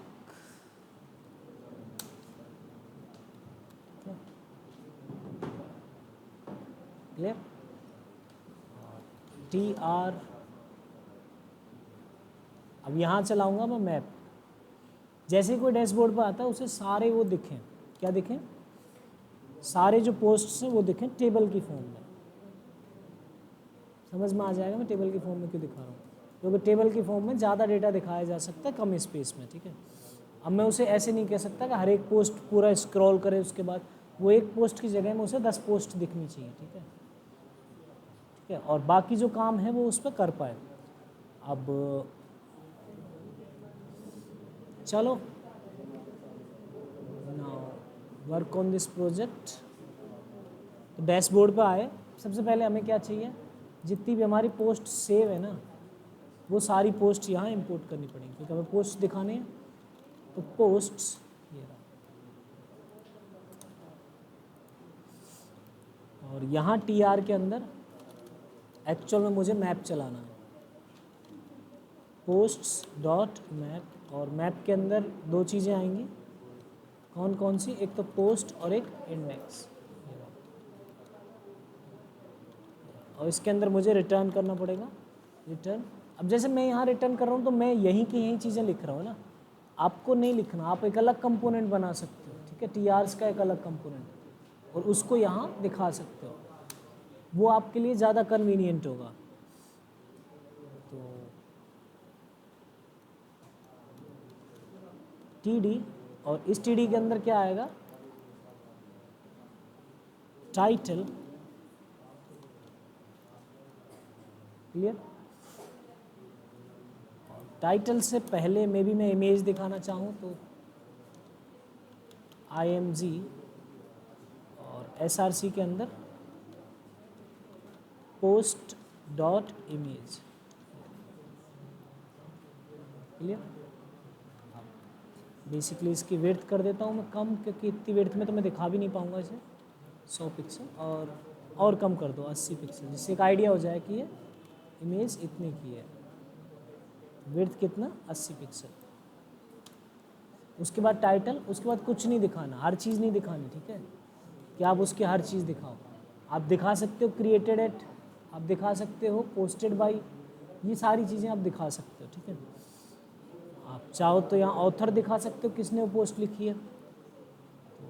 टाइम कितना 23 मिनट, हाँ दिखा देते हैं, ठीक है।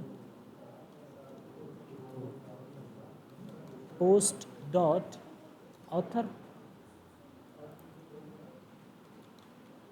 पोस्ट डॉट टाइटल, एक टीडी के अंदर।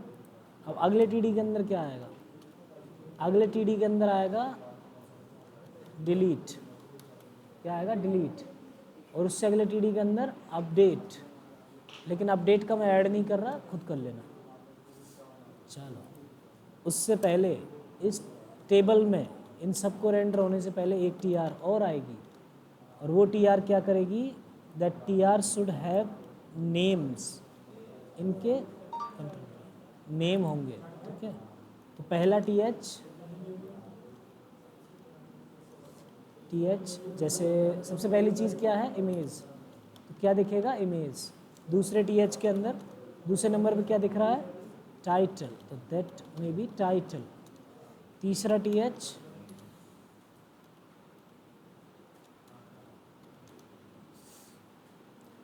ऑथर, अदर ऑप्शन, एक और टीएच ऑप्शंस।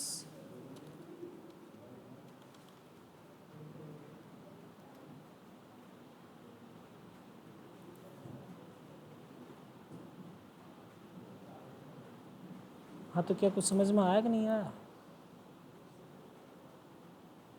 समझ में तो आया, पर ये क्या हुआ, ये तो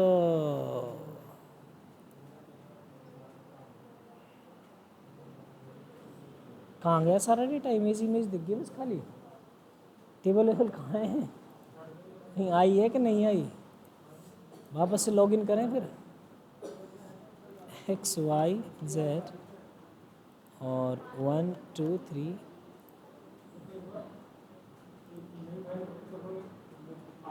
क्या क्या कह रहे हो,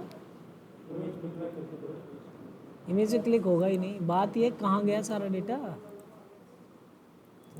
मे बी हमने कुछ स्टाइल में गड़बड़ की हो, कुछ और किया हो, एक बार देख लेते हैं है कि नहीं है इसके अंदर, है तो आगे की बात करें, नहीं है तो table dark, okay table dark बनी तो है। पहला टीआर नहीं दिख रहा, दूसरा टीआर ये रहा, तीसरा टीआर ये रहा, ठीक कहाँ गायब हो गए भाई। अच्छा अब आया समझ में कहाँ गायब हो गए, मैंने मैप के अंदर टीआर लिख दिया है, तो हर बार टीआर बनता जा रहा है, वो टीडी और टीडी वाला सिस्टम आ रहा है आने को, बट वो टीआर ज़्यादा बनते जा रहे हैं। तो हर बार जितनी बार मैप चला ना, जैसे ये रहा इमेज टाइटल ऑथर है तो सही, ऑप्शंस, और नेक्स्ट टीआर देखते हैं, वैसे टीआर बन रहा है तो अच्छी बात है। ये रहा दूसरा ऑप्शन, अरे ये कलर वलर का कुछ चक्कर है क्या इसका, तो मैंने डार्क कर दिया इसकी वजह से तो नहीं है ये,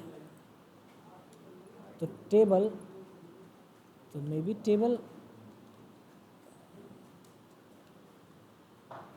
टेबल बॉर्डर्ड,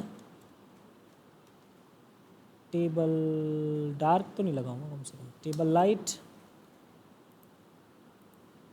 और मे बी हाँ, तो वो स्टाइलिंग का फ़र्क था।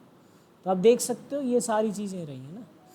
तो जिसमें हमारा पहला वाला था वो था रिएक्ट, ऑथर का नाम सबका नाम यूज़र है। आप एक और ऑप्शन ऐड कर सकते हो, अपडेटेड मॉडिफाइड एट, ऐसा कुछ है ना, मॉडिफाइड कब हुआ ये, ऐसा ऑप्शन। और यहाँ आप डिलीट को, एक बार तो डिलीट को इसको कर्सर करो, क्या करो कर्सर,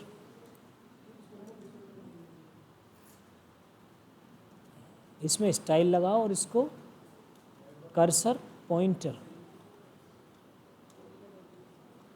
ठीक है, जिससे लगे कि इस पर क्लिक हो सकता है।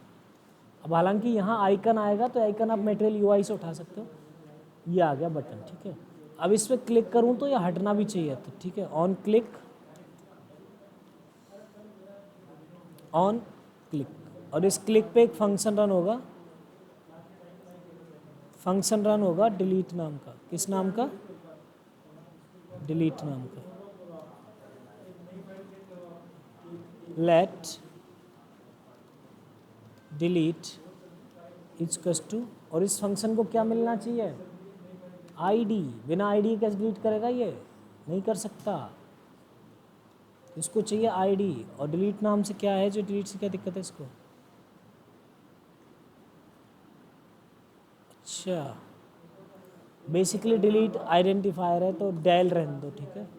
डिलीट बेसिकली कोई प्रॉपर्टी को डिलीट करने का काम में आता है, तो हम एक्चुअल जावास्क्रिप्ट का जो है उसको नहीं कर सकते मॉडिफाई, या डिलीट पोस्ट कर सकते हो आप, ऐसे कुछ फंक्शन का नाम लिख सकते हो। मैंने DEL कर लिया, डिलीट, ठीक है। आईडी मिला। अब हमें करना क्या है? इस पोस्ट्स डॉट, पहली बात तो पोस्ट्स बराबर पोस्ट्स डॉट फिल्टर, फिल्टर का इस्तेमाल करूँगा क्योंकि फिल्टर क्या करता है? नया एरे रिटर्न करता है, और जो नया एरे आएगा उसको पोस्ट की नई वैल्यू कर देंगे। क्या कर देंगे? पोस्ट की नई वैल्यू कर देंगे। तो यहाँ मान लो V लिखा मैंने और I, ठीक है, बस इतना से तो काम है। Okay, post V dot ID is not equal to, उन सब का एरे दे दो जो ID नहीं है, ठीक है, ID clear.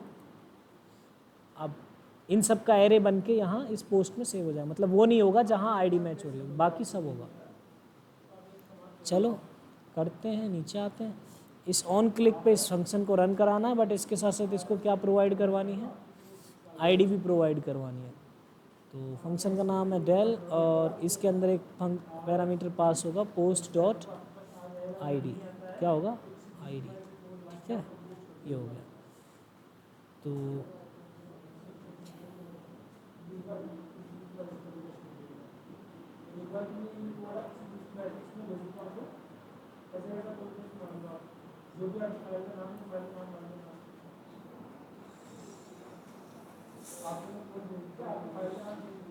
This assignment will throw because post is an import.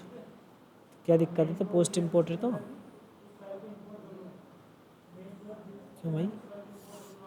Import है तो क्या दिक्कत है इसमें? पता नहीं क्या दिक्कत है, बाकी मेरे हिसाब से तो होना नहीं चाहिए। तो डिलीट पे क्लिक किया और डिलीट हुआ नहीं है, तो दिक्कत तो है कुछ ना कुछ। Console assignment to constant variable, constant बना दिया क्या मैंने? किसी चीज़ को कांस्टेंट बना दिया क्या मैंने डेटा पोस्ट्स का?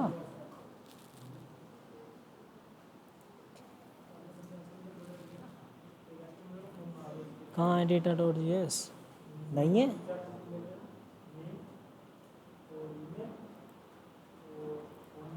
ओके ओके, प्रॉब्लम क्या है? प्रॉब्लम ये है कि बेसिकली इनकी स्कोपिंग का फ़र्क होता है। जब आप मॉड्यूल में यूज़ करते हैं ना किसी चीज़ को, तो आप उसके अंदर चेंज कर सकते हो, आप पूरे को चेंज नहीं कर सकते, आप रेफरेंस चेंज नहीं कर सकते। तो इसका सॉल्यूशन क्या है? इसका सॉल्यूशन है बेसिकली रेफरेंस चेंज नहीं कर सकते, मतलब हम उसे म्यूटेट, उसको चेंज नहीं कर सकते, उसकी पूरे की वैल्यू।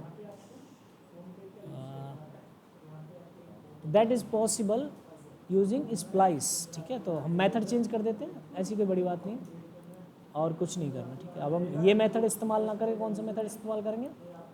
स्प्लाइस, ठीक है। पहले हमें इसका इंडेक्स पता करना पड़ेगा। Let I equals to posts dot, एक मेथड है इंडेक्स ऑफ, और इस इंडेक्स ऑफ के अंदर बेसिकली वैल्यू आती है, तो V dot ID equals to ID। अब मुझे इसका इंडेक्स पता लग जाएगा कि किस इंडेक्स पे डिलीट करना चाहता हूँ, और अब हम यूज़ करेंगे स्प्लाइस मेथड, ठीक है। इस इंडेक्स पे मुझे डिलीट करना है, कितने एलिमेंट डिलीट करने? एक, बस हो गया। मतलब अब हम इसका रेफरेंस चेंज नहीं कर रहे हैं, ठीक है। उस टाइम पे तो क्या है, हम रेफरेंस ही चेंज कर रहे थे उसका। तो सिंपल मेथड है, इसको इस्तेमाल करो स्प्लाइस को। स्प्लाइस को हम पढ़ चुके हैं, बस कोई ये मत बोलना कि नहीं पढ़ा, है ना। तो यहाँ से डिलीट किया और that is not still not working. ऐसा तो कुछ होना नहीं चाहिए अब तो। चलो लेट्स चेक अब क्या प्रॉब्लम है। console.log कोई प्रॉब्लम नहीं है, क्या दिक्कत है भाई? प्रॉब्लम तो अब हमारे इसमें है, इंडेक्स ऑफ इसका इंडेक्स फाइंड कर पा रहा है कि नहीं कर पा रहा है, ये देखो पहले। console.log आई की वैल्यू क्या आ रही है कि नहीं आ रही है, सबसे पहली चीज़ तो ये है।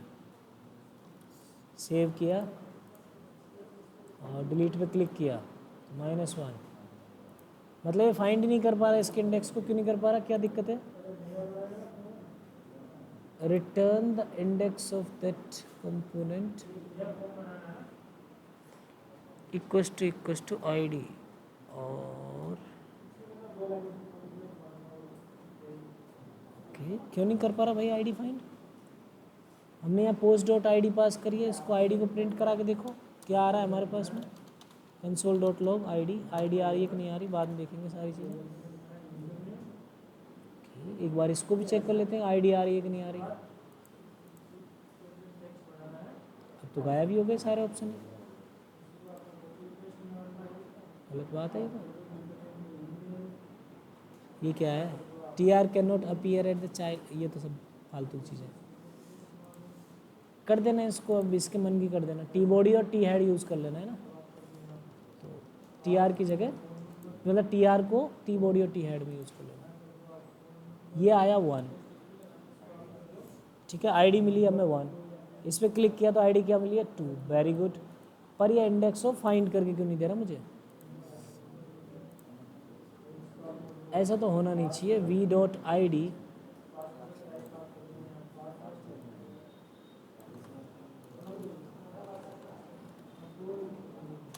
डिक्लेरेटिव लिख लेता हूँ, रिटर्न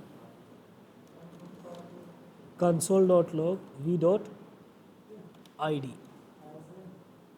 देखते हैं कि ये क्या इसका प्रॉब्लम है। चलो now we have some important thing, 1 2 मतलब ये चला ही नहीं है।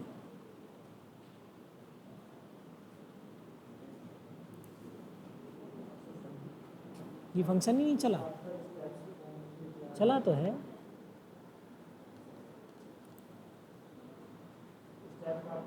क्या दिक्कत है यार, क्या समस्या है इसमें? मेरे को तो कोई दिख नहीं रही कोई समस्या। I don't find any, may be देख लेते हैं दोबारा, एक बार और देख लेते हैं। पोस्ट्स नाम है और पोस्ट्स के बाद में इंडेक्स ऑफ मेथड है, ठीक है। मेथड गलत इस्तेमाल कर रहे हैं हम, ठीक है, मेथड गलत इस्तेमाल कर रहे हैं। इसके अंदर कॉल बैक फंक्शन नहीं आता, ये बेसिकली वेरिएबल लेता है। तो हमारे पास मेथड है फाइंड इंडेक्स, ठीक है।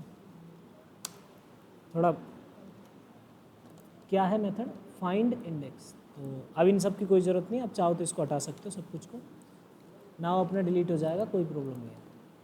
अब वापस इसको रिफ्रेश करो और तो जब आप इस पर क्लिक करोगे तो बेसिकली ये डिलीट हो जाना चाहिए। और हो गया कि नहीं हुआ, ये 2 और ये 3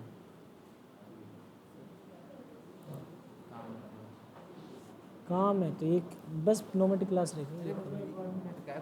अरे मैं ये ज़रूरी है करना, ये थोड़ा सा ठीक है, आप करा दीजिए। नहीं ये ज़रूरी है बना रहे हैं मेरे को। अच्छा डिलीट हो गए, नहीं भी ब्लॉक्स में देखोगे तो एक ही ब्लॉक से तो डिलीट काम कर रहा है, कोई दिक्कत नहीं है। वो शायद रेंडरिंग की प्रॉब्लम है, जो लेट रेंडर हो रहे हैं ना।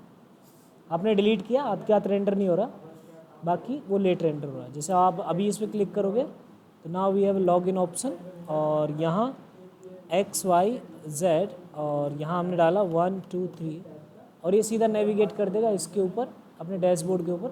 और डैशबोर्ड में हमारे पास में डिलीट का ऑप्शन है, तो डिलीट पे क्लिक किया और टेक्निकली ये डिलीट हो गया है ना। अगर वापस ब्लॉग्स पे जाओगे ना तो 3 ही मिलेंगे। वापस से डैशबोर्ड का तो ऑप्शन नहीं है, हालांकि डैशबोर्ड भी ऐड कर देना यहाँ आप चाहो तो। हाँ,